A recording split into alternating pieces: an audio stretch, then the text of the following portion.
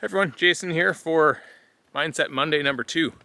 This kind of plays off of last week's topic, which was setting goals and aiming at something.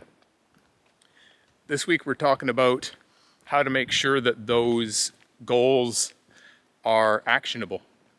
So when I started running a few years back, I would just go for runs on my own. I wouldn't necessarily know how far I went, how fast I went, what my heart rate was. I had no measurable way to know exactly what I was doing. Then I got a GPS watch, which actually tracks your distance, your speed, and your heart rate. And what I noticed is it became a lot more encouraging for me to see the progress. So I could see that I was picking my pace up. Every time I'd go for a run, I'd be a little bit faster. I could see that if I maintained the same pace, I would actually have a lower heart rate. So that would suggest that I was in better shape. It also gave me the advantage of being able to set definitive goals. And instead of just saying, hey, I need to go for a run 3 times a week, I could say, hey, I need to go for 3 5-kilometer runs a week. So instead of just going for a run and guessing how far I went and how long it took, I had something tangible that I could mark down, and I could have that sense of accomplishment when I actually achieved it.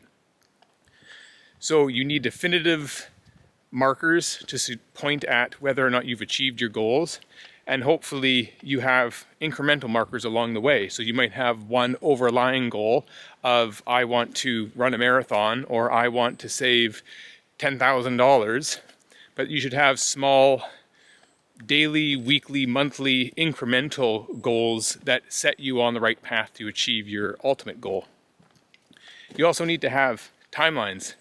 So saying I want to save $10,000 or I want to lose 20 pounds isn't really actionable unless there's a timeline associated with that.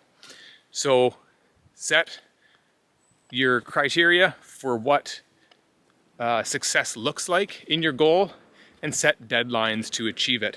I think that's one of people's biggest issues, is they just say something simple like, oh, I need to start saving money better, or I need to go on a diet. And they don't have a definitive way to know if they're moving towards their goal or away from their goal. It's a lot easier to call yourself out when you can look at the results you're getting and definitively say whether or not you're achieving them. So that's this week's topic. Assign definitive goals, put timelines on them.